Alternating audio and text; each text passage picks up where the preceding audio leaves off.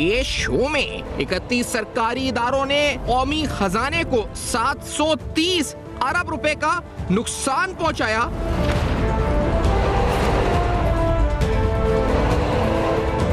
अठासी कारोबारी इदारों में से 50 ने 560 अरब रुपए मुनाफा दिया। वजारत खजाना की रिपोर्ट में सनसनीखेज इंकिशाफात।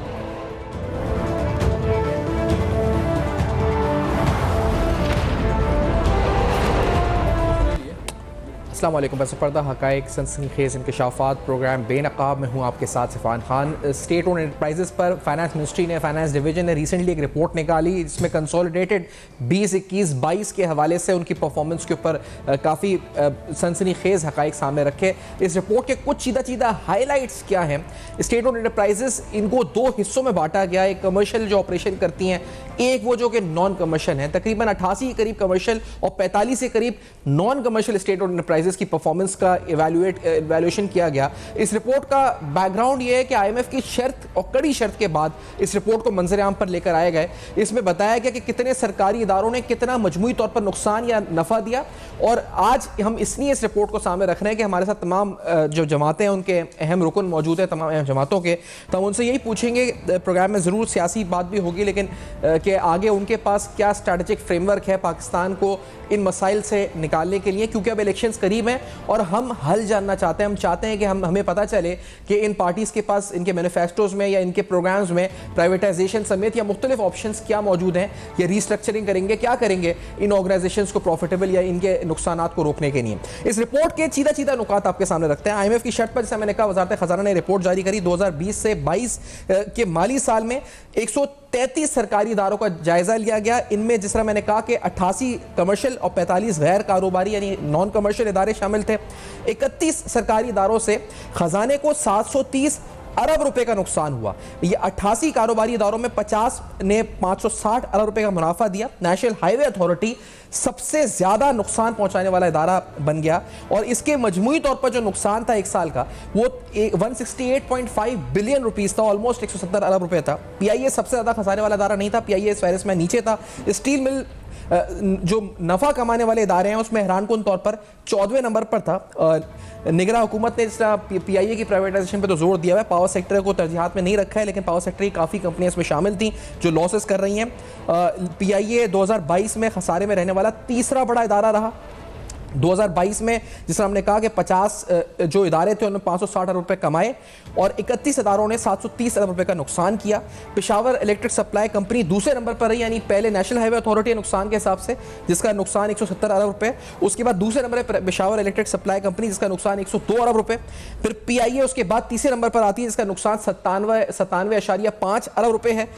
इसी तरह मजमूई तौर पर अगर 88 कमर्शियल इदारों के असासों की मालियत देखी जाए तो वो 305 खरब रुपए है। इन इदारों ने 104 खरब रुपए का रेवेन्यू पैदा किया। 60 अरब की वसूलियां ऑयल एंड गैस सेक्टर में हुई और ये बेस्ट परफॉर्मिंग सेक्टर्स में ऑयल एंड गैस रहा आपके फाइनेंशियल सेक्टर के बाद। सबसे ज्यादा नुकसान में रहने वाले 10 इदारों ने 650 अरब का नुकसान पहुंचाया। 10 इदारों में एनएचए, पीआईए, पाकिस्तान रेलवेज के साथ बाकी 7 इदारे प्राइवेट सेक्टर कंपनियां हैं। पावर सेक्टर जैसा हमने बताया कि सबसे ज्यादा नुकसान पहुंचाने वाला सेक्टर बन गया। 10 बिजली तकसीमकार कंपनियों ने 376 अरब रुपए का नुकसान पहुंचाया। 100 अरब से ज्यादा मुनाफा कमाने वाली वाहिद कंपनी OGDCL रही और इसने 134 अरब रुपए का नफा दिया, जो oil and gas exploration company आपकी है। इसके अलावा 50 कंपनियों में से सिर्फ 3 कंपनियां PSO, पाको और PPL ने 50 अरब से ज़्यादा का मुनाफा दिया। सिर्फ 13 कंपनियां ऐसी थी जिन्होंने 10 अरब रुपए से ज़्यादा का नफा कमाया।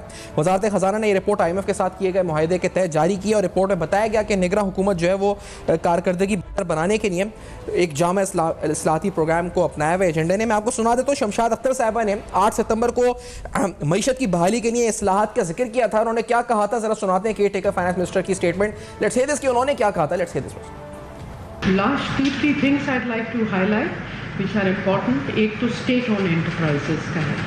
आप सबको पता है स्टेट ओन एंटरप्राइजेस का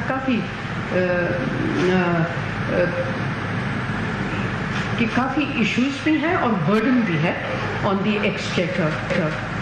तो we have got to set up first of all prepare a state own enterprise policy और फिर हम एक सेंट्रल मॉनिटरिंग यूनिट इस्टेब्लिश कर रहे हैं और उसके 2 प्रिंसिपल पिलर्स होंगे। एक उसका ये होगा कि it will help the various ministries strengthen the corporate governance of the SOEs, और दूसरा the entities that are ready to take forward and prepare them for listing or privatization. नाज़रीन, इस रिपोर्ट में जिन 10 इदारों का जो टॉप 10 लॉस मेकिंग इंटरप्राइजेज हैं, state own enterprises हैं, उनमें सरे फहरिस्त हमने कहा कि नेशनल हाईवे अथॉरिटी है, उसके बाद पेशावर इलेक्ट्रिक सप्लाई PIA। अगर इसमें 3 अहम इदारे जिनका अक्सर तस्करा होता है वो PIA, जो 2 अहम इदारे PIA और पाकिस्तान रेलवे शामिल हैं जिनका इसमें जिक्र है। इसके अलावा 7 ऐसी कंपनीज हैं जिनका ताल्लुक पावर सेक्टर से है, यानी पेशावर इलेक्ट्रिक है, tribal electric private supply, Multan electric, Sukkur electric, Lahore electric, ये हैदराबाद इलेक्ट्रिक शामिल है। यानी 7 कंपनीज ऐसी हैं जिनका ताल्लुक पावर सेक्टर से था। बाकी 3 कंपनीज PIA और रेलवे का बड़ा तस्करा होता है। तो PIA के आपको बताते हैं कि एक्यूमुलेटेड लॉसेस जो ओवरऑल रहे हैं वो 717 अरब रुपए के रहे हैं। अगर उसकी प्रेजेंट वैल्यू निकाली जाए आज के रेट के ऊपर तो it comes around 900 billion rupees. Recently Miftah Ismail sahab ने एक आर्टिकल लिखा था, उस आर्टिकल में उन्होंने जिक्र किया था कि अगर 900 अरब रुपए के लॉसेस देखे जाएं तो इस 900 अरब रुपए से तकरीबन 15 जो आगा खान अस्पताल कराची में निजी अस्पताल है बड़ा, 15 ऐसे अस्पताल बन सकते हैं।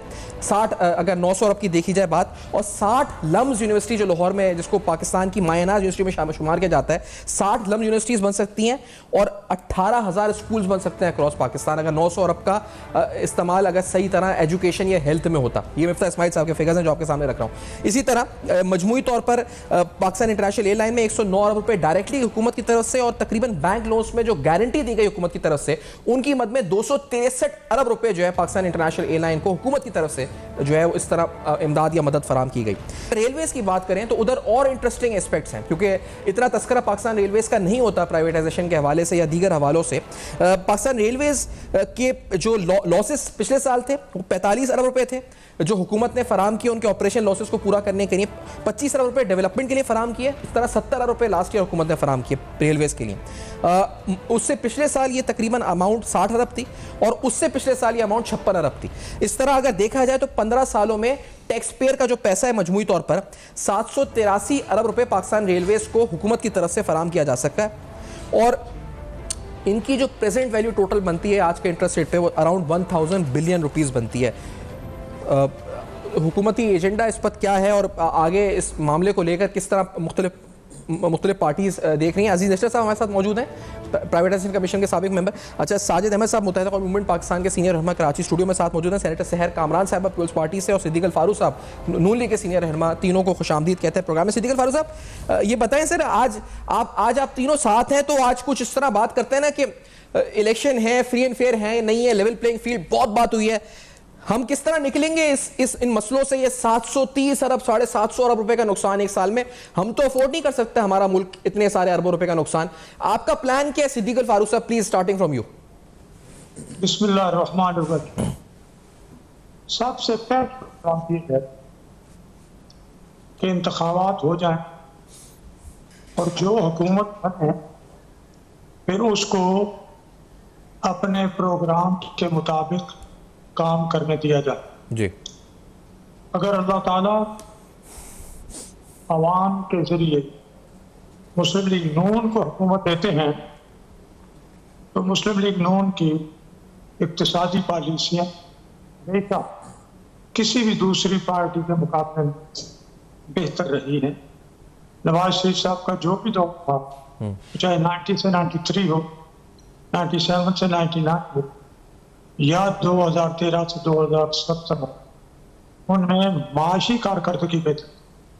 अगर उन पॉलिसियों का तसलसल और हुकूमत को अपना टेन्योर पूरा करने दिया जाए तो जो एक तरफ इदारे बनते हैं, इंफ्रास्ट्रक्चर नजर आता है मुस्लिम लीग नून के दौर में हुआ, आवाम को सहूलतें मिली और आने लगे और सरमायाकारी के लिए फंड्स जो कि 5.6% ज़्यादा से ज़्यादा रेट ऑफ इंटरेस्ट का, इन्फ्लेशन 4% थी, इससे और जो फैसिलिटीज मिल सकती थी।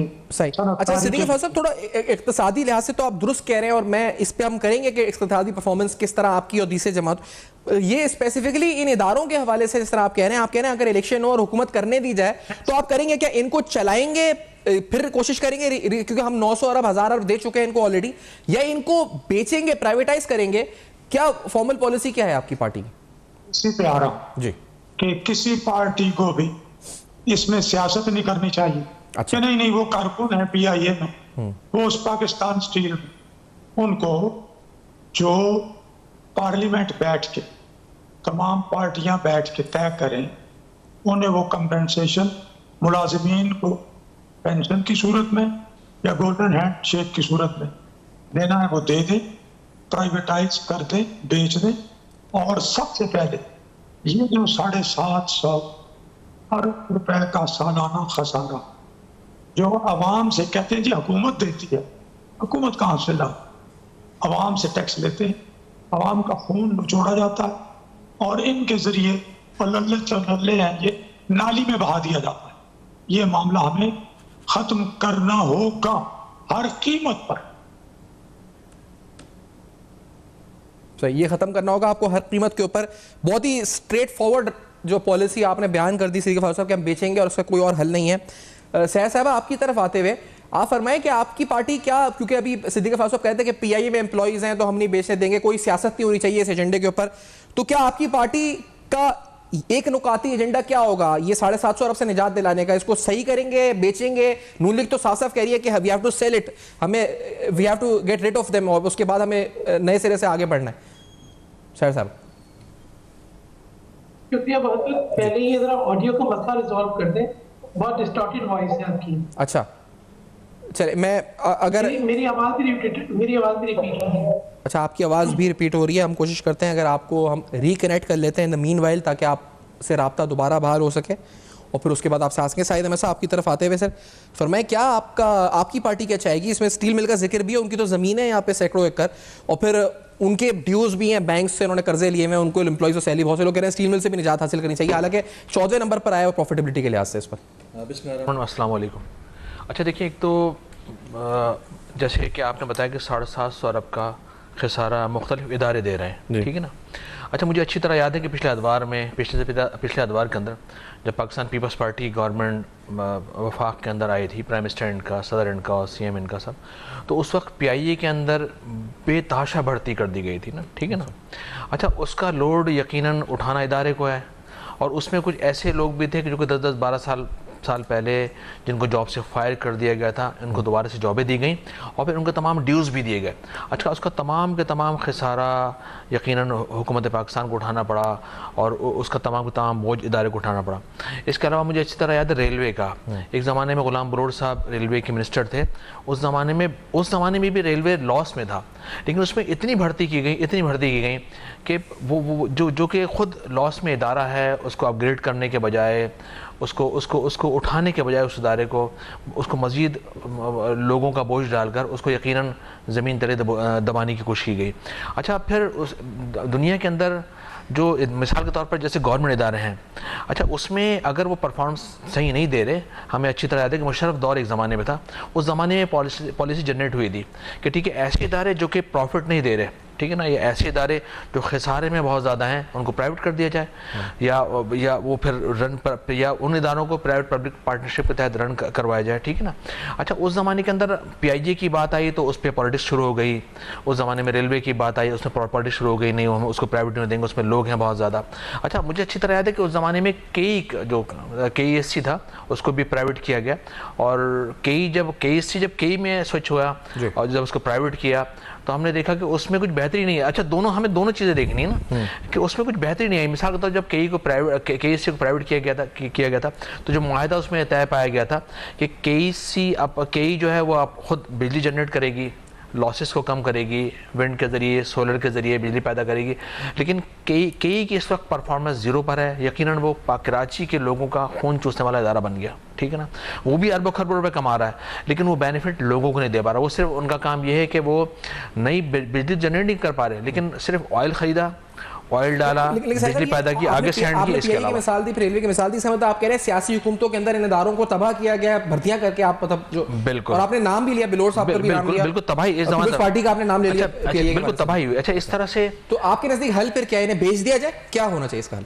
यकीनन इनको प्राइवेट किया जाए। अच्छा, प्राइवेट चाहते हैं कोई ऐसा इदारा आए जो कि रन करे अच्छे अंदाज में, ठीक है ना। और बहुत बड़े बड़े इदारे हैं दुनिया के अंदर जो कि रेलवे को भी ले लेंगे, जो कि PIA को भी ले लेंगे। आज तक देखें ना, PIA के जहाज़ों की तादाद बढ़ नहीं पा रही। 32, 33, 34 थे आज से 2.5-3 साल पहले, चाहे 4-5 साल पहले, जो मुझे अच्छी तरह याद है। मेरे पास पूरा डेटा था इसका ना, और कितने हैंगर हुए हुए हैं, कितने वो रनिंग पोजीशन में हैं। लेकिन PIA आज तक, और अच्छा मज़ीद खसारा देता जा रहा है ना। अच्छा, इसका तसलसल यकीनन यही है, सिद्दीक अल फारूक साहब ने कहा, मुझे अच्छी तरह याद है कि नवाज शरीफ साहब की ज़माने में जो मुस्लिम नून की गवर्नमेंट उस वक्त थी, उसमें पॉलिसी में कंटिन्यूटी थी, मईशत बेहतरी की तरफ जा रही थी। लेकिन इसका हल भी यह है कि किसी भी पाकिस्तान की तारीख में जितने भी वज़ीर आज़म आए वो आज तक टाइम पीरियड पूरा नहीं कर पाए। एक तो कोई भी हुकूमत आए उसको टाइम पीरियड पूरा करने दे। अगर वो चोर हैं, अगर वो डाकू हैं, अगर वो करप्शन कर रहे हैं, तो यकीन जब जमहूरियत का तसलसल होगा तो वो फिल्टर होते आएंगे आस्ता आस्ता। आप देख लें नेबर की मिसाल, इंडिया को देख लें आप, बांग्लादेश को देख लें आप, वहाँ इदारे तरक्की कर रहे हैं, सही ना, वहाँ इदारे आगे बढ़े। अच्छा, आपकी जमात भी मतलब इसका मतलब ये कहती है कि एक तो प्राइवेटाइजेशन के हम हामी हैं। प्राइवेटाइजेशन हम हामी। अच्छा, सहर साहब भी साथ आ चुके हैं। सहर साहब, आप तक मेरी आवाज़ पहुँच रही है? जी सर, कामना साहब। जी जी। अच्छा सर साहब, क्योंकि अभी यहाँ पे बात हुई मजमूई तौर पे 700 अरब से ज्यादा के नुकसान की, मिनिस्ट्री ऑफ फाइनेंस ने रिपोर्ट जारी की है। नून लीग और MQM दो साथ हैं और दोनों कह रहे हैं कि हमें इनको बेच देना चाहिए हुकूमत में आने के बाद। पीपल्स पार्टी क्या चाहेगी? इसमें 10 टॉप कंपनीज में नेशनल हाईवे अथॉरिटी है, आपकी 7-8 डिस्ट्रीब्यूशन कंपनीज है पावर इलेक्ट्रिक सेक्टर की, और PIA है, रेलवेज है। तो PIA जैसे मिसाल के तौर पर आप लोग बेचेंगे, आप लोग क्या करेंगे आके सहर साहब? देखिए, ये जो डिसीजंस है ना, ये कलेक्टिव विजडम के साथ तय होते हैं, किसी ख्वाहिशात पे नहीं। ठीक है, अब जो बैठ के बात कर रहे हैं उन सबके पास इदारे रहे हैं और वो बड़े तवील अरसे तक सब हुकूमत में रहे हैं और उनके अपने अपने फैसलों के सब जिम्मेदार हैं। आप ये देखिए, पीपल्स पार्टी ने एक इकोनॉमिक ट्रांसफॉर्मेशन का एक मुकम्मल 10 नकाती जो है एक एजेंडा, एक मैनिफेस्टो पेश किया है। हम तो वैसे भी जो है ये वापडा के ऊपर जो डिपेंडेंस है, स्पेशली रूरल एरियाज में, इनको खत्म करना चाहते हैं और सोलराइजेशन की तरफ जाना चाहते हैं। पीपल्स पार्टी ने मुतबादिल एनर्जी के जराए पे काम किया है और आप ये देखें कि विंड एनर्जी के ऊपर भी, सोलर एनर्जी के ऊपर भी, और इसी तरीके से घर के अंदर कोल से भी एनर्जी जो है वो बिजली पैदा हो रही है और नेचुरल ग्रिड को मिल रही है। तो इसी तरीके से जो है न्यूक्लियर पावर प्लांट्स के ऊपर भी। तो पीपल्स पार्टी तो ये समझती है कि ये जो मसाइल हैं इनको मुस्तकिल बुनियाद पे हल करना चाहिए, ना ये फर्स्ट फिगर्स पेश करने से किसी वजीर खजाना के दूर हो सकते हैं, ना ये आप देखें स्टील मिल चलने लगे तो गैस बंद कर दें। ये इस किस्म के जो डिसीजंस होते हैं ना, वन साइडेड, ये नुकसान पहुंचाते हैं। पीपल्स पार्टी ने तो PIA का भी जो एक रूट शेयरिंग का बहुत अच्छा एक प्रोग्राम दिया था उस वक्त के सदर मुमलिकत आसिफ अली जरदारी ने, जिस पर उस वक्त इत्तेफाक नहीं कर सकी बाकी जमातें, वरना ये कि पीपल्स पार्टी, ये PIA जो है वो इस क्राइसिस से निकल चुका होता।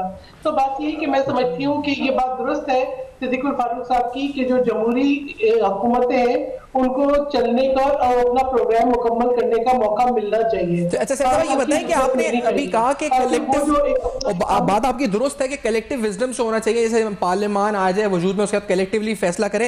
लेकिन ये दो जमातें तो यह राय दे रही हैं कि अगर ये आते हैं हुकूमत में, या जो भी इनका पार्लियामेंट में जो इनका पॉइंट ऑफ व्यू होगा वो यही होगा कि इनको बेच देना चाहिए। तो आपका मैं हुकूमत की बात नहीं कर रहा, मैं पार्लियामेंट में नहीं, आप आते हैं, आपकी पार्टी का क्या होगा? लेट्स से PIA या पाकिस्तान रेलवेज इन टॉप 10 इदारों के लिए, क्योंकि यहाँ पे MQM तो ये इल्जाम लगा रही है कि PIA को आप लोगों ने भर्ती करके खराब किया। ये शायद मैं सब यहाँ कह रहे थे, अभी फरमा रहे थे, शायद आप उस वक्त डिस्कनेक्टेड थी, तो उसका भी जवाब दीजिएगा प्लीज, और ये बताएं कि आपकी क्या पॉलिसी होगी। देखिए, पीपल्स पार्टी कितना अरसा हुकूमत में रही और पीपल्स पार्टी ने कितनी भर्तियां की और बाकी किसी ने भर्तियां की। देखिए, बात यह है, आपके जो है एक सिस्टम को चलाने के लिए आपके पास एक फ्रेमवर्क, एक प्रोग्राम होना चाहिए। पीपल्स पार्टी ने एक प्रोग्राम पेश किया था। अगर पीपल्स पार्टी के प्रोग्राम्स को देखें तो चाहे वो GSP प्लस था, चाहे वो CPAC था, चाहे वो इकोनॉमिक रोड मैप था, पीपल्स पार्टी, चाहे वो ईरान पाकिस्तान गैस पाइपलाइन थी, पीपल्स पार्टी ने प्रोग्राम पेश किया। किसमें कितनी पेशरफ्त हुई ये उसके बाद आने वाली हुकूमतों की जिम्मेदारी थी। तो पीपल्स पार्टी तो अब भी एक अपना एक जो है बड़ा एक स्ट्रॉन्ग 10 नुकाती जो है वो प्रोग्राम लेकर आ गई है कि किस तरीके से पीपल्स पार्टी जो है वो इकोनॉमी को ट्रांसफॉर्म करना चाहती है, किस तरीके से रोजगार के मौके पैदा करना चाहती है, किस तरीके से जो है वो इनकम को डबल करना चाहती है, किस तरह नौजवानों को ज्यादा बेहतर रोशन मुस्तकबिल देना चाहती है और किस तरीके से इन इदारों को आगे लेके चलना चाहती है। सही। अच्छा, तो ये जो फ्रेमवर्क है आपका इकोनॉमिक ट्रांसफॉर्मेशन का सर साहब, इसमें इन इदारों को आगे लेकर चलना है, यानी रिस्ट्रक्चर कर बेहतर करना है, इनको लॉस मेकिंग से प्रॉफिट मेकिंग करना है, आपका एक प्लान है आप कह रही है, या इसको बेचना नहीं है, इसका मतलब यही है, मैं समझ रहा हूं? देखिए ये बातें, ये चीजें जो है जब पार्लियामेंट में बैठेंगे इनकी स्पेक्चुअल सूरत हाल सामने आएगी, इसको एनालाइज करेंगे और उस वक्त के जो एक हकायक होंगे उसके मुताबिक फैसला होगा। अच्छा। आज मेरे कहने से या दावा करने से नहीं होगा। अब आप ये बताएं कि एक सोची समझी हिकमत अमली के तहत ये पीआई के पायलट के ऊपर एक जो है खामखा की कंट्रोवर्सी क्रिएट की गई जिसका नुकसान हुआ, जिसकी जरूरत नहीं थी। इसी तरीके से बजाय ये कि आप जो है वो तुर्किश एयरलाइन के साथ जो है रूट शेयरिंग के ऊपर आगे चलते, प्राइवेट एयरलाइंस को बीच में मौका दिया गया। तो देखिए बहुत सारी वजूहात हैं किसकी प्राइवेट एयरलाइंस चल रही हैं, कौन उनको चलते देखकर पीआईए को नुकसान पहुंचाना चाहता है, किस लिए जो है वो स्टील मिल को गैस की फराहमी बंद की गई, वो तमाम चीजें देखनी है। पीपल्स पार्टी अपना एजेंडा लेकर आएगी और कोशिश करेगी कि जो इंडस्ट्रीज रिवाइव हो सकती हैं वो उनको रिवाइव किया जाए, जहां पब्लिक प्राइवेट पार्टनरशिप हो सकती है वो पब्लिक प्राइवेट पार्टनरशिप लाई जाए। बाकी जहां पे प्राइवेटाइजेशन की बात होगी वो उस वक्त मेरे ख्याल में एक कलेक्टिव विजडम के जरिए पीपल्स पार्टी जो है वो फैसला करेगी। ठीक है, तो ये दुरुस्त हो गया कि जहां जहां जिसकी जरूरत होगी और कलेक्टिव विजडम के जरिए उस वक्त उसको हल करेंगे। आपने पीआईए का स्टील मिल का जिक्र किया, 2015 में गैस बंद हुई। सिद्दीक फारूक साहब, मैं पूछूंगा आपसे कि इल्जाम पीटीआई ने भी कहा था कि आपने बंद कर दी स्टील मिल और उसके बाद नुकसान हुआ, लेकिन अजीज इश्तर साहब प्रोग्राम में साथ मौजूद है, साहब मेंबर है प्राइवेटाइजेशन बोर्ड के। अजीज साहब, लॉसेस तो बहुत ज्यादा बढ़ गए हैं इन ऑर्गेनाइजेशन के, 750 अरब हो चुके हैं एसओईज के, स्टेट ओन्ड एंटरप्राइजेस के। सर आप देख रहे हैं ये जो जमातें मुख्तलिफ हैं, इलेक्शन के हम सीजन में आ चुके हैं, क्या इनके पास कोई स्ट्रैटेजिक फ्रेमवर्क है इन लॉस मेकिंग एंटिटीज को प्रॉफिट मेकिंग बनाने का, या एटलीस्ट इनको प्राइवेटाइज करने का? They have a plan? आप एज ए इंडिपेंडेंट ऑब्जर्वर बता सकते हैं जी साहब? मैं बिस्मिल्लाहिर्रहमानिर्रहीम जी, मैं इन पार्टियों के जो दावे हैं तमाम चीजें असाई, मैं सबसे पहले एक उसूली बात ये करूंगा कि हम एक वक्त में, उस वक्त थोड़ा सा माहौल भी इस तरह का था पीपल्स पार्टी की 70s वाली गवर्नमेंट के दौरान जब इन अदारों को नेशनलाइज किया, लेकिन उस वक्त फिर माहौल था, आज बिल्कुल भी माहौल नहीं है कि गवर्नमेंट जो है वो या गवर्नमेंट जो ऑफिसर जो है वो बिजनेस चलाएं। कुल आवाज नहीं आ रही है। वो सारे का सारा उसका फॉल बैक आज तक हम बर्दाश्त कर रहे हैं। और आज का मैं फॉर्मर टैक्स ऑफिसर भी हूँ, मैं टैक्स में लोगों की असेसमेंट करते और मुख्तलिफ अदारों की असेसमेंट करते जिंदगी गुजारी है। मैं ये समझता हूँ कि ये एक तो पाकिस्तान में सच्ची बात ये है, मेरी इस पर रिसर्च है बाकायदा, कि गरीब आदमी ज्यादा टैक्स पे करता है के मुकाबले में। एक तो हमारे निज़ाम की पहली खराबी है।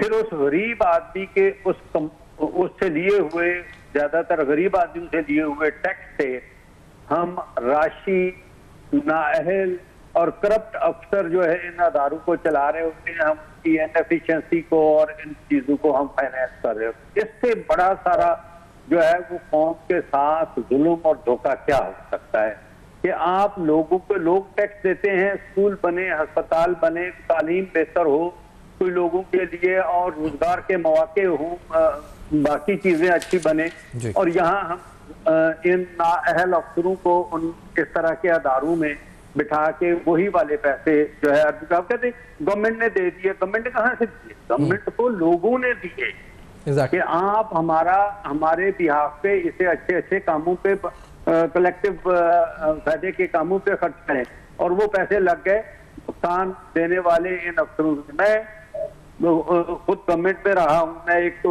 जो है इन वालों से दो बातें सबसे अहम करूंगा। ये प्राइवेटाइजेशन में मैं रहा हूँ। प्राइवेटाइजेशन एक बड़ा टीडियस किस्म का काम है। प्राइवेटाइजेशन ही जवाब है, लेकिन प्राइवेटाइजेशन से पहले क्या हम साल 700-800-900 अरब रुपए हर अदालत झोंकते जाएंगे? मैं आज भी चैलेंज करके कहता हूँ इन पार्टियों को भी और अफसरान को भी, सिविल सर्विस के भी और दूसरे सरकारी अफसरान को, कि आज आप जितने भी स्टेट ओन एंटरप्राइजेस के बोर्ड हैं, उन बोर्ड के लोगों, बोर्ड ऑफ डायरेक्टर्स के लोगों के आप टेस्ट ले लेंगे, उनमें से 50% भी पास नहीं होंगे बिजनेस टेस्ट। उन्हें ये वाली पोजीशंस इसलिए दी गई हैं कि वो उन अदारों के असासों को जो है वो यूज करें। ठीक है। अच्छा अजीज साहब ये बताएं कि सर एक चीज, क्योंकि आपने कहा कि बोर्ड ऑफ डायरेक्टर्स में नाअहल या इनकॉम्पिटेंट लोग हैं, तो उनको रिप्लेस करना बेहतर लोगों से ये हल होगा, या फिर जिस तरह अभी आप शुरू में कह रहे थे कि government should not be in the business, तो क्या आप समझते हैं कि मेरी आप बात नहीं पूरी तरह से, जब तक इसने, एक तो ये प्राइवेटाइज होने के लिए इसकी आपको विंडो ड्रेसिंग करनी है, उसे एक शेप में लाना है, वो कौन करेगा? वो यही बोर्ड ऑफ डायरेक्टर करेंगे। जब नाअहल बंदे आप उठाएंगे तो जो गवर्नमेंट का, हम कहते हैं जी ये एसेट है, एसेट से ज्यादा आप लायबिलिटी है, लेकिन कम से कम जो है नुकसान पहुंचा के किस तरह इन्हें प्राइवेटाइज किया जाए, ये वही बोर्ड ऑफ डायरेक्टर करेगा। सही। इसी तरह जो इन अदारों के असासे हैं, मसलन आप देख लीजिए, आप कराची की, जो आप कराची में है, कराची की 4 कंपनियों को, किसी इंश्योरेंस कंपनी को लें, किसी PIA को लें, PIA शायद उसमें ना हो, आपको इनके असासे कारें, बाकी चीजें, ये वो मिनिस्ट्रियों के और वजीरों के घरों में खड़ी मिलेगी। कर लें, मैं आज चैलेंज करके कहता हूं, ठीक है? जब ये वाली चीज होगी तो कौन सा बिजनेस ऐसा है जो चल सकता है? इसलिए मैं कहता हूं सबसे पहले प्रोफेशनल बोर्ड बनाए, फौरी तौर पे बनाए, वो बना के ये जो हमारी ब्लीडिंग हो रही है एक्सचेकर की, इसको रोक के फिर आपने प्राइवेटाइजेशन के लिए उन्हें उस अंदाज से रिस्ट्रक्चर करें, कल को लेने वाला भी आ जाएगा। ठीक है, सही है, आई गॉट योर पॉइंट। आप अजीज साहब बहुत दुरुस्त कह रहे हैं कि पहले हिकमत अमली के तहत आगे बढ़ें, फिर प्राइवेटाइजेशन पे जाएं, पहले कॉम्पिटेंट लोगों को बिठाएं, पूरा रिस्ट्रक्चर करें, फिर बेचें। सिद्दीक फारूक साहब, ये आपकी तरफ आते हुए, क्योंकि आपने तो स्ट्रेट फॉरवर्ड कहा कि हमें निकलना है इधर से, बिजनेस से, MQM भी कह रही है, स्टेट फॉरवर्ड पीपल्स पार्टी कह रही है कि हमें कलेक्टिव विजडम के साथ जाना है आगे। तो हम सर अभी हम कलेक्टिव विजडम, आपकी जो अप्रोच है बड़ी डायरेक्ट है। उन्होंने कहा जी आपने जैसे पहले फैसले हुए 2015 में गैस हो गई, स्टील मिल की, या इस तरह के फैसले हुए, उसका हमने नुकसान भुगता आगे जाके, तो इसका जवाब भी दें सिद्दीक फारूक कि गैस आप ही के जमाने बंद हुई थी स्टील मिल की। मैं अर्ज करता हूं जी, इस बात पर तो कोई इख्तिलाफ नहीं है कि हुकूमत को बिजनेस से निकलना चाहिए, ये हुकूमत का काम ही नहीं। 1974 की नेशनलाइजेशन में मैं जिक्र करना चाह रहा था, निश्तर साहब ने जिक्र कर दिया। इस मुल्क की जो सनती बुनियाद उसको बर्बाद कर दिया, जो बैंकारी है, जो इंश्योरेंस के निज़ाम है, उसको तबाह कर दिया। ये 90 में फिर डी नेशनलाइजेशन शुरू हुई। अब हुकूमत को बहरहाल कारोबार से निकलना है। मैंने ये भी कहा था जी, इसमें जो इस वक्त इन इदारों के मुलाजिमीन हैं, उनके मफादात का तहफ़्फ़ुज़ करना है। मैंने ये भी कहा था कि इसको पार्लियामेंट ले जाकर और सियासी पार्टियों को बिठाकर इस पे मामला फाइनल करके, लेकिन हमने इस खसारे का बंदोबस्त करना है। अगर ये चला लेते अब बोर्ड ऑफ डायरेक्टर्स की बात करते हैं, बोर्ड ऑफ डायरेक्टर मसलन HBFC का बोर्ड ऑफ डायरेक्टर, मैं उसका चेयरमैन और मैनेजिंग डायरेक्टर रहा। उसमें स्टेट बैंक, उसमें 4 सूबों की जो हाउसिंग की मिनिस्ट्रियां हैं उनके सेक्रेटरीज, उसमें फेडरल गवर्नमेंट का हाउसिंग के मिनिस्टर का, जनाब मिनिस्ट्री का जॉइंट सीनियर जॉइंट सेक्रेटरी वगैरह, ये मेंबर होते हैं। इसी तरह वैक्यू ट्रस्ट का मैं चेयरमैन रहा हूँ। मुतल्लिका गवर्नमेंट के इदारों के लोग उसमें मेंबर होते हैं। फिर आप अच्छे मेंबर चुन लें तो फैसला करने में, तो वहाँ बहुत कुछ जो है वो गलत होता है, वो नहीं होना चाहिए। मैंने बुनियादी जो बातें की हैं, सैर बहन से बहुत दिनों के बाद मुलाकात हुई इस टॉक शो में। मेरा मतलब ये नहीं है कि खुदा न खास्ता नुकसान दिया जाए हुकूमत को, नुकसान दिया जाए अवाम। अब अगर मैं वैक्यू ट्रस्ट में था, उसके स्कूल्स थे, उनमें कुल 180 टीचर्स चाहिए थे। हमारी पीपल्स पार्टी के दोस्त जो हैं उनकी हुकूमत में इन्होंने जो चेयरमैन लगाया, उसने 780 टीचर्स भर्ती कर दी। 150 गार्ड चाहिए थे, 700 गार्ड्स कर दिए। अब क्या, उनकी तनख्वाहें कहाँ से लाएं? वो उस इदारे की जायदादों की जो ट्रस्ट की हैं, थोड़े थोड़े किराए की, वो लेके उनको दें कि ये इनका रोजगार चलेगा। रोजगार चलना है तो रोजगार के जराए जो है रोजगार के आप वो तरीके इख्तियार करें जिससे लोग खुद रोजगार पैदा करें। ये मछली पकड़ के उन्हें दे ना, मछली पकड़ना सिखाएं। ये बुनियादी बात है। चीन का जो फलसफा है, आज चीन कहाँ पहुंच गया है? लेकिन ये जो बुनियादी बात अभी अजीज साहब ने की है, उसके बाद शायद ये कि प्राइवेटाइजेशन होनी चाहिए नहीं होनी चाहिए, इस पर तो आप तीनों का मौक़िफ़ आया है, लेकिन प्राइवेटाइजेशन से पहले उसकी रिस्ट्रक्चरिंग या उसके बोर्ड में ईमानदार और कॉम्पिटेंट लोग होने चाहिए। तो ये कॉम्पिटेंट अफराद जो हैं, इनकी जो सर्च हम कहाँ से, क्योंकि साहिब साहब मुझे बताएं PIA में तो हमने जर्मनी से बंदा लाके बिठा दिया था, उसका भी फिर स्कैंडल आ गया था सामने कि उसने जो है कुछ कर दिया, ये कर दिया। तो ये जो ऑनेस्ट, कॉम्पिटेंट और जो जिसे कहा जाए कि अहल अफराद जो इन इदारों को मुस्तहकम कर सकते हैं, जो गलत फैसले ना करें, ये किधर से आएंगे? ऐसा आपकी पार्टी में है, दीगर पार्टियों में है, कोई है? नाम बताएं ना। हर पार्टी के अंदर भी हैं और इस मुल्क के अंदर भी हैं, ठीक है ना। अच्छा, सिर्फ उनको चांस देने की जरूरत है। बिजनेस से निकलना है, सिद्दीक साहब कह रहे हैं वो तो बात तय है कि बिजनेस से निकलना है। जी साहिब साहब, आप कॉम्पिटेंट लोग पाकिस्तान के अंदर हैं और बहुत सारे प्राइवेट इदारों को कौन रन कर रहा है? अगर प्राइवेट इदारे बहुत ज़्यादा प्रॉफिट दे रहे हैं तो कौन लोग हैं? कॉम्पिटेंट लोग बैठे हुए ना वहाँ। एक अच्छा कोई यकीनन वहाँ पर वो मेहनत से काम कर रहे हैं और मेहनत लगन के साथ वो इदारों को आगे बढ़ा रहे हैं। भाई गवर्नमेंट, सवाल ये कि गवर्नमेंट इदारे खसारे में क्यों हैं और प्राइवेट इदारे फ़ायदे में क्यों हैं? इसको सबसे पहले इसको आप अलहदा करें ना, फिर इन पर रिसर्च होनी चाहिए कि वो प्राइवेट इदारे इतना प्रॉफिट क्यों दे रहे हैं और ये गवर्नमेंट इदारे इतना नुकसान क्यों दे रहे हैं, ठीक है ना। अच्छा, एक तो गवर्नमेंट इदारों के अंदर सियासी भर्तियाँ हम ये भी नहीं कह रहे कि ठीक है आप प्राइवेट कर दें और उसके बाद जो वहाँ काम करने वाले मुलाजिम हैं उनको आप रोड पर छोड़ने, ऐसा नहीं है, उनके लिए भी जायज़ तरीका निकाला जाए। अच्छा, ये जो PIA का स्टील मिल कल तक इतना ज़बरदस्त इदारा था स्टील मिल कि पाकिस्तान ये रन कर रहा था बड़े ज़बरदस्त अंदाज में, इसको बिजनेस मिल रहा था, लेकिन हमने देखा कि जब पॉलिटिकल लोग ही अपनी स्टील मिल उन्होंने बनाई तो उन्होंने जो ख़रीदारी का सिलसिला था या जो बिज़नेस देने का सिलसिला था, जो लोग देते थे वो स्विच हो गया पॉलिटिकल लोग, जो उनकी स्टेट्स में थी उस तरफ ना। अच्छा, फिर पॉलिटिकल लोगों की भी ख्वाहिश ये हो गई कि भाई ठीक है सबसे पहले हमारा बिज़नेस रन हो, उसके बाद हम गवर्नमेंट सेक्टर पर जाए। एक तो ये कि पॉलिटिकल लोगों का बिज़नेस अगर है तो पॉलिटिक्स को और बिजनेस को अलग कर दें। कॉन्फ्लिक्ट ऑफ इंटरेस्ट आ गया। बिल्कुल नहीं, लेकिन साहिब साहब आप जो बात कह रहे हैं वो दुरुस्त है 100% किताबी, लेकिन मुझे बताएं आप पर भी तो यहाँ इल्जाम है, पीपल्स पार्टी लगाती है कि वाटर बोर्ड में आपने अपने बंदे भर्ती कर लिए। तो बात यह कि कौन सी जमात है जिस पर नहीं है कि कंट्रोवर्सी के जी उसने सियासी भर्तियां नहीं की क्योंकि मजबूरी बन जाती है उनको अपने वोटर्स को अकोमोडेट करना। देखिए, इसमें एक का दुखा चीज़ है, MKM ने जब भी भर्ती की तो गुंजाइश देखकर भर्ती किया ना, वाटर बोर्ड के अंदर, KDA के अंदर, KMC के अंदर भर्तियां की ना। इसके अलावा कराची पाकिस्तान का वो माशी हब है जो कमा के 40,000 अरब रुपए दे रहा है, तो यहाँ के लोगों का रोजगार का वो नहीं बनता, क्या कहते हैं, हक नहीं बनता कि वो रोजगार लें। और ऐसा नहीं है कि लोड डाल दिया और फिर वो इदारे प्रॉफिट नहीं दे रहे। इसके अलावा देखिए, पाकिस्तान पीपल्स पार्टी को गुज़श्ता 15 सालों में 22,000 अरब रुपए मिले हैं। क्या इंटीरियर सिंध के अंदर, अरब रूलर्स के अंदर ये कोई बड़ा इंडस्ट्रियल जोन कायम नहीं कर सकते थे? ठीक है ना। अच्छा, इस वक्त हो ये रहा है कि सूबा अनबैलेंस, इस वक्त मुल्क की जो पॉलिटिक्स है वो अनबैलेंस है सब कुछ ना। अच्छा, उसमें बेहतरीन हिकमत अमली की ज़रूरत है, जिस तरह से अभी अच्छा लफ्ज़ उन्होंने यूज़ किया कि एक प्रोफेशनल बोर्ड होना चाहिए, ठीक है ना, जो तय करे कि किसको प्राइवेट करना है। और अगर कोई गवर्नमेंट इदारा ऐसा है कि जिसको हम थोड़ी सी मेहनत करके रन कर सकते हैं, ठीक है ना, उसको प्रॉफिटेबल बना सकते हैं, तो उसको प्राइवेट करने के बजाय उसको गवर्नमेंट अंडर गवर्नमेंट ही रखा जाए और उस पर मेहनत की जाए, ठीक है ना। अब अगर बहुत सारे पाकिस्तान से अच्छे इस वक्त लोग बाहर गए पढ़ने, PhD करने बाहर गए हैं, मास्टर्स करने बाहर गए हैं, बाहर जाने के बाद वापस नहीं आते, इसलिए उनके पास यहाँ अपॉर्चुनिटी है नहीं कोई। उनको पता है कि पॉलिटिकल सिस्टम इतना वीक यहाँ का है, इतना कमज़ोर सिस्टम यहाँ का है कि वो यहाँ एडजस्ट नहीं हो पाते, ठीक है ना।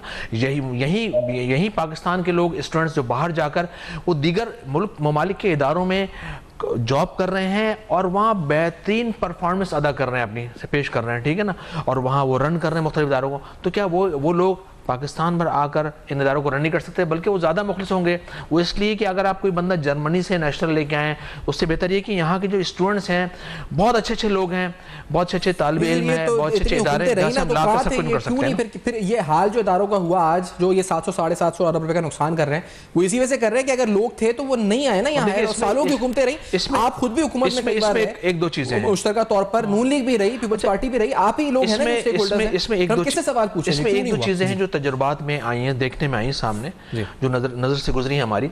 एक तो कोई पॉलिटिकल सिस्टम अगर गवर्नमेंट में आ जाए, उनका प्राइम मिनिस्टर बन जाए, सदर बन जाए, तो वो काम करने के बजाय अपनी गवर्नमेंट को बचाने में 2.5-3 साल निकल जाता उनका ना, फायर फाइटिंग में निकल जाता। बिल्कुल हाँ।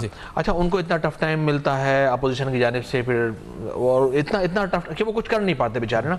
तो बेहतर ये है कि अगर हुकूमत आ जाए किसी की भी, तो कम से कम जो अपोजिशन है वो एक लास्ट 3-4 साल तो उनको दें और खामोशी से देखें तमाशा, उसके बाद लास्ट 1 ईयर के टफ टाइम और बताएं। फिर सिद्दीक फाज़ आप कुछ कहना चाह रहे हैं?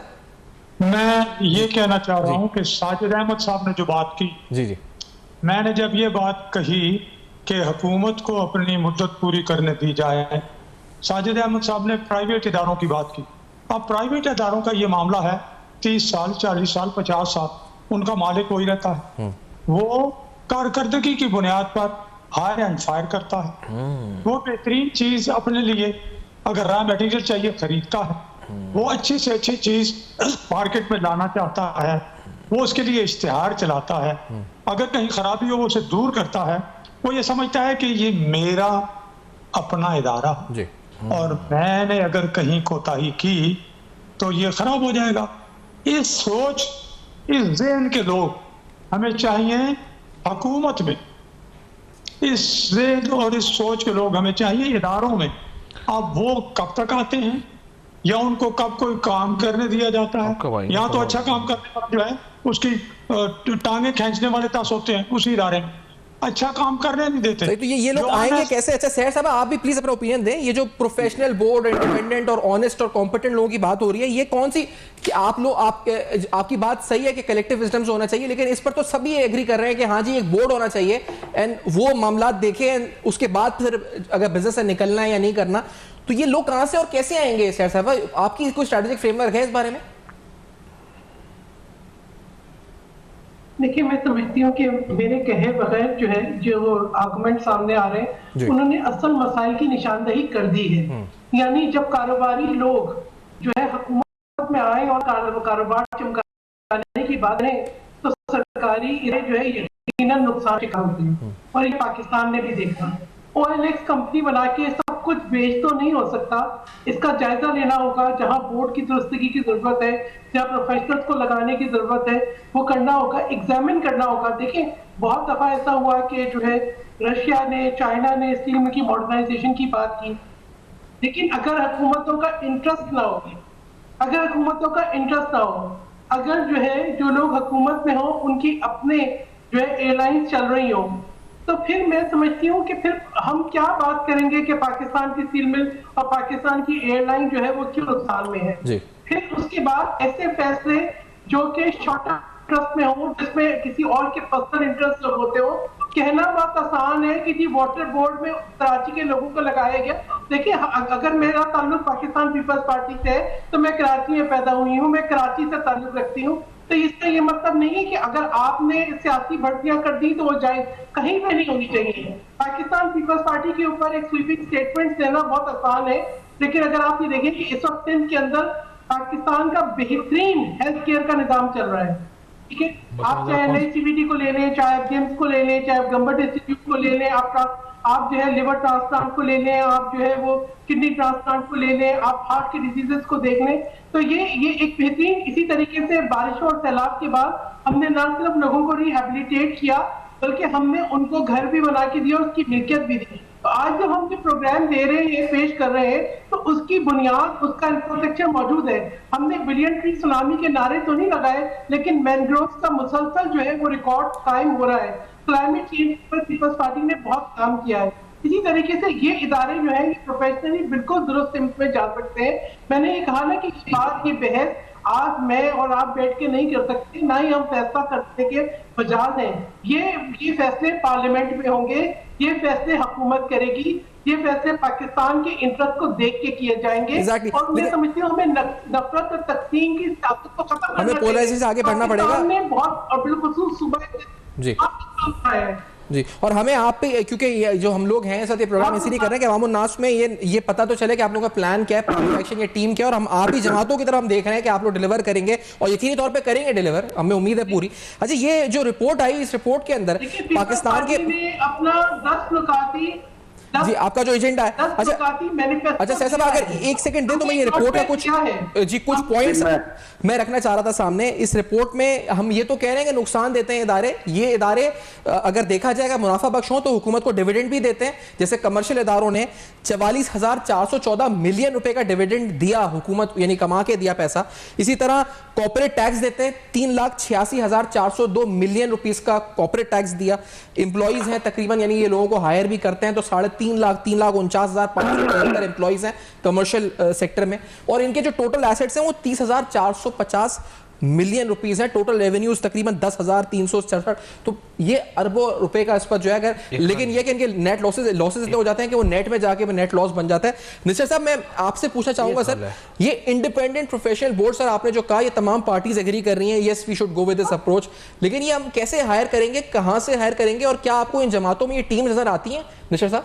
नहीं, देखिए जी, सबसे पहले मैं अगेन अपनी बात दोहराऊंगा कि ये जितना सारा आप ये कहते हैं ना कि ये इन अदारों ने प्रॉफिट भी किया है, मैं इन अदारों को बहुत क्लोजली एज तालिब इल्म, मैनेजमेंट का तालिब इल्म, का तालिब इल्म हूँ, यहाँ का प्रैक्टिशनर हूँ, मैंने इनकी असेसमेंट भी की है, मैंने इनको एज मैनेजमेंट प्रोफेशनल भी देखा। ये बिल्कुल एक खाम ख्याली है कि इनको कोई सरकारी अफसर या गवर्नमेंट सेक्टर में रख के इन्हें प्रॉफिटेबली चलाया जा सकता है। सही। अगर इस मुल्क के लीडरों का जो है ये उनका मतमा नजर ये है कि हमने लोगों से टैक्स लेके बेईमान लोगों को, वो सियासी हूँ या उससे ज्यादा, मैं सियासी से ज्यादा सिविल सर्विस के और इन अदारों के उन अफसरों को इल्जाम दूंगा जिनकी वजह से कौम के गरीब लोगों से टैक्स लेके उनकी बेईमानी को फाइनेंस किया जाता है। जिस दिन तक ये मामला चलता रहा, पाकिस्तान मेरे मुंह पे खाक, पाकिस्तान तरक्की नहीं कर सके। ठीक है, इसके लिए बहुत जरूरी है बिजनेस जिसका काम है, स्पीकर फारूक साहब ने सही कहा कि जी वो साल 40 साल तक वो एक ही पॉलिसी रहती है, क्योंकि वो उसका ओनर है, तो ओनर को बिजनेस चलाने दे, दुनिया जहान में ओनर बिजनेस चलाते हैं। कभी इसलिए एयरलाइंस और सड़कें और इस तरह की बड़ी चीजें इसलिए गवर्नमेंट के सेक्टर में होती थी, प्राइवेट सेक्टर के पास इतने सारी फाइनेंस, इतनी वेयर विदल नहीं होती थी, गवर्नमेंट अपनी बड़ेपन की वजह से ये चीज करती थी। आज इवन सड़क चलाना भी प्राइवेट सेक्टर के लिए बहुत आसान काम है, रेल चलाना भी। लेकिन अगेन ये जितनी सारी कंपनियों में, मैं तीसरी बार उसी पे आ रहा हूँ कि लोगों का दिया हुआ टैक्स जो है वो इस बेईमानी का और इनएफिशिएंसी का शिकार हुआ है पाकिस्तानी को। प्लीज इससे निजात दिलाइए। अच्छा निश्चित साहब, एक बात की वजाहत करते हैं, जैसे आप ये कह रहे हैं कि ना सिविल सर्विस से ना सियासी तैनाती कोई हल कर सकती है या इन इदारों को संभाल सकती है। उनकी ट्रेनिंग भी नहीं है, उन दोनों की ट्रेनिंग नहीं है, ना सिविल सर्विस की ट्रेनिंग है और ना उनकी, सही, ना ही सियासतदान की है। इसके लिए आपको बहुत सारे प्रोफेशनल मिलेंगे जिन्हें पब्लिक सेक्टर का भी पता है, जिन्हें ये भी पता है बिजनेस कैसे चलता है और बिजनेस अपने ही पैसे से कैसे चलता है। तो जो है वो हमेशा ये जिस अंदाज के हमें बेल आउट पैकेजेस चलते हैं, उसे बेल आउट से आप उसका हार्ट अटैक एक दफा ठीक कर सकते हैं, उसे जो है एक फिट पर्सन नहीं बना सकते। तो इसलिए आपको जब तक वो बिजनेस एंटिटी की हैसियत से प्रॉफिटेबली नहीं चलेगी, वो नहीं चल सकती। अगर आप टैक्स के इधर उधर के पैसों से आप चाहेंगे कि इसे फाइनेंस करते रहें, तो फिर ये सारे के सारे निजाम को अजीज साहब फिर थोड़ा और मैं थोड़ा सवाल रेज करूं। फिर इसका मतलब ये कि जब हुकूमतें आए, ये पार्लियामेंट तश्कील हो, तो उसके बाद ये बैठकर एक इंडिपेंडेंट प्रोफेशनल फोरम बनाए, तमाम जमातें अपने अपने नाम तजवीज़ करें, फिर वो लोग आकर तमाम अफेयर्स को देखें, ये हो सकता है। मैं अपनी प्रैक्टिस की बुनियाद पे मैं कई सारे बोर्ड पे रहा हूँ, बोर्ड ऑफ इन्वेस्टमेंट से भी रहा, इसमें भी रहा, आपके प्राइवेटाइजेशन कमीशन में, जहाँ मुझे बहुत ज्यादा देखने का मौका मिला। लेकिन मैं ये कहता हूँ, ये बोर्ड कोई भी गवर्नमेंट जो है वो ईमानदारी से नहीं बनाती। अच्छा, जिसकी वजह से ये वाला सारा काम होता है कि मसलन अदरवाइज दुनिया में डिस्पोज कहाँ जो है वो नुकसान में, पाकिस्तान में क्यों डिस्पोज नुकसान में? इसका मतलब है इनएफिशिएंट मैनेजमेंट है। आपकी चोरी हो रही है, आप उस चोरी को नहीं रोक सकते। अगर आप नुकसान देखिए ना सर, पेशावर इलेक्ट्रिक का 102 अरब रुपए, ट्राइबल इलेक्ट्रिक का 21 अरब, मुल्तान इलेक्ट्रिक का 22 अरब, सखर इलेक्ट्रिक का।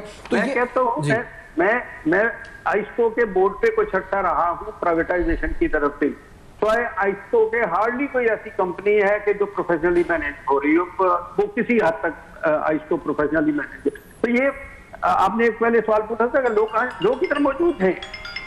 लोग मौजूद हैं, आपको सही और अगेन अगर आपके वहां बोर्ड के रूल जो है उन्हें प्रॉपर्ली एनफोर्स करना। अच्छा, तो अजीज साहब फिर एक बात और बता दें सर कि लोग भी मौजूद हैं, तो फिर वो कौन सा फोरम है जो, क्योंकि आप कह रहे हैं सियासी, फिर ये ऐसा नहीं हो सकता कि ये लोग अपॉइंटमेंट करें, तो फिर कौन सा फोरम, SIFC अपॉइंटमेंट करे इनको, कौन फिर अपॉइंट करे? जुडिशरी मैं नहीं जाना चाहता उस तरफ, लेकिन मैं SIFC के इवन जो क्रिएशन है जो मैं समझता हूँ वो रॉन्ग है, वो एक गलत पैदाइश है, उसको खत्म करना चाहिए।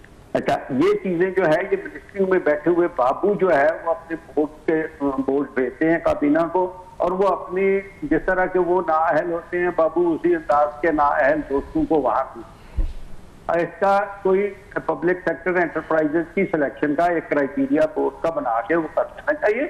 आपको बहुत सारे पाकिस्तानी मिल जाएंगे, आपको बहुत सारे बाहर के लोग भी इवन पाकिस्तान के पैसे पे आके, बोर्ड की मीटिंग तो साल में 2-4 दफा होनी होती है टोटल, आपने सिर्फ अपना जहन देना होता है, अपनी मैनेजमेंट देनी होती है, तो उसकी पूरी हिकमत अमली बनाई जाए और फिर उसके बाद उस पर काम किया जाए। साहिब आप कुछ कहना चाह रहे हैं? साहिब प्लीज। अच्छा देखिए, एक दो हाल हैं इस वक्त जो पाकिस्तान की सूरत हाल, पाकिस्तान की मईशत इस वक्त ICU में, ठीक है ना, और अगर किसी मुल्क की मईशत ICU में हो तो उस अल्लाह मेरे मुंह में खाक, उस मुल्क के लिए बहुत सारे खतरात बिल्कुल मंडलाते हैं सर के ऊपर। अच्छा, इसका एक तरीका तो जो मेरे जहन में है, क्योंकि हम तो पॉलिटिकल लोग हैं, लेकिन यकीनन मुख्तलिफ स्टैंडिंग कमेटी के अंदर मैं रहा हूँ, मैंने सुना है, ब्यूरोक्रेट्स को भी सुना है, देखा है, और उनके देखी, उनकी सोच भी देखी है मैंने। एक तो इसका तरीका मैं समझता हूँ कि जो इदारे इस वक्त लॉस के अंदर हैं और वहाँ पर बहुत ज़्यादा वर्कर्स का लोड है, तो हुकूमत पाकिस्तान को चाहिए कि ऐसे इदारे जो कि प्रॉफिट दे रहे हैं, उन जो लॉस दे रहे हैं वहाँ से वर्कर्स को उठा के उन प्रॉफिटेबल इदारों की तरफ स्विच किया जाए कुछ को, ठीक है ना। और फिर इसी मुल्क के अंदर बहुत ज़बरदस्त लोग मौजूद हैं जो कि जिनको सिर्फ सपोर्ट चाहिए, अच्छा पैकेज दें, सपोर्ट दें, यकीनन वो इदारों को रन कर देंगे। और हुकूमत को चाहिए कि उनको कहें कि आप न्यूट्रल होकर काम करें इदारों के अंदर, क्योंकि अगर आप इदारों में न्यूट्रल होकर काम करेंगे तो इदारे आगे बढ़ सकते हैं।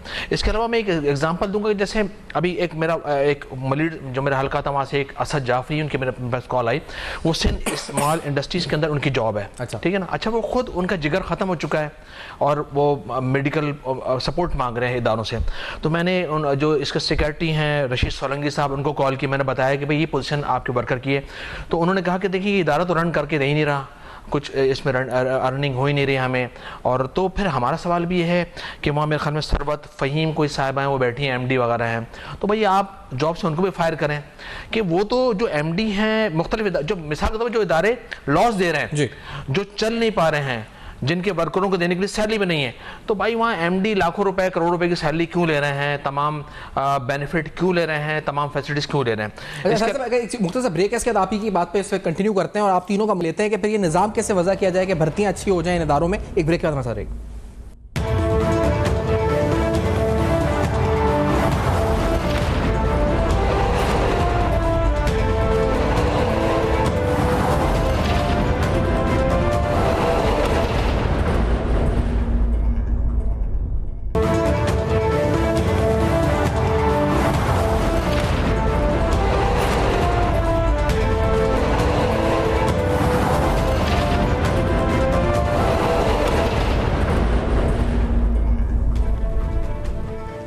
बैक आप देख रहे हैं मेनकाब। आज आपके सामने अहम हक़ाइक़ रखे, एक रिपोर्ट मिनिस्ट्री ऑफ फाइनेंस की आई।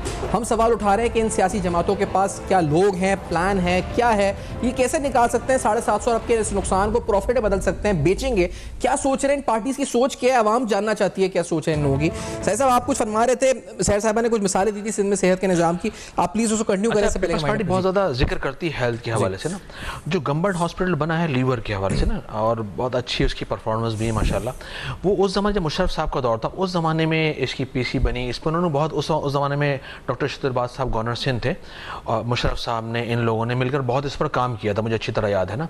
और गम्बड़ जो हॉस्पिटल बना ये उस ज़माने की पैदावार है, ठीक है, उस ज़माने में इसको जनरेट किया गया था। उसके बाद ठीक है कंटिन्यूटी रही, उसमें पाकिस्तान पीपल्स पार्टी ने बड़ा इनपुट डाला, लेकिन ये दिमाग और जहन उस ज़माने का था, ठीक है ना। अच्छा, अगर पाकिस्तान पीपल्स पार्टी मेरे हिसाब से चाहती तो सिंध के, अब जैसे जिना हॉस्पिटल ले लें आप, सिविल अस्पताल ले लें आप, थी ना, सदियों से ये 2-3 अस्पताल अब्बासी ले लें, यही पढ़े ना, अब्बासी लोकल गवर्नमेंट के अंडर आता है, ये वफाक के अंडर आता है, लेकिन सिंध गवर्नमेंट ने आप अपने अंडर के अंदर लिया है सिविल को और जिना को। लेकिन इन हॉस्पिटल्स को चलाने वाले भी प्राइवेट लोग हैं, वो डोनर हैं बेचारे, वो डोनेशन, ठीक है, गवर्नमेंट भी इसके अंदर इन्वॉल्व है। असल सवाल है कि अफराद कहाँ से आएंगे इन इदारों को चलाने के लिए? आप क्या बाहर से हैं, तो उनको हायर करने का प्रोसीजर चेंज करना पड़ेगा ना, क्या करना पड़ेगा? अच्छा देखिए, इसके अलावा मैं थोड़ी सी मैं थोड़े प्राइवेट इदारों की तरफ जाऊँगा। मिसाल के तौर पर थोड़ी देर पहले मैंने कहा कि देखें इसी पाकिस्तान के अंदर प्राइवेट इदारे रन कर रहे हैं, ठीक है ना, वो प्रॉफिट भी दे रहे हैं, उसकी वजूहत क्या है।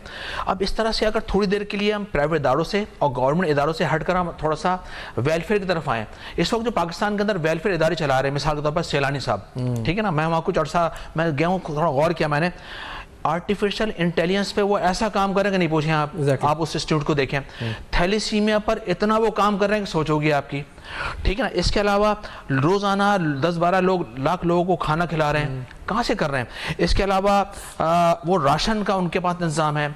इसके अलावा जॉब के हवाले से उन्होंने एक अलग केबिन बनाया हुआ उनके इदारे के अंदर, आप जाएं वहाँ एप्लीकेशन दे, कुछ अरसे बाद कॉल आएगी आपको और जॉब मिलेगी आपको ना। तो भाई ये जो एनजीओ चला रहे हैं, ईडी साहब चला रहे हैं, हमारे डेवलपमेंट सेक्टर हो गया, प्राइवेट सेक्टर हो गया, पब्लिक सेक्टर हो गया, थोड़ा इन्हीं को देखें ये किस तरह अपने इदारे रन कर रहे हैं। मुझे शुक्रिया, फर्द वाहिद है, ठीक है सर, बशीर फारूकी साहब ये फर्द वाहिद है ना, कितना अच्छा रन कर रहे हैं। टाइम पहुंचे सर, बहुत शुक्रिया अदा करूंगा, बाकी मेहमानों का भी शुक्रिया अदा करेंगे। आज एक हेल्प पे हमने बात की, लोगों से पूछा, पार्टी से पूछा, आगे प्रोग्राम ऐसे ही करेंगे और लोगों से उनके मैनिफेस्टोज और हल जानेंगे। देखते रहेगा अब तक नंबर।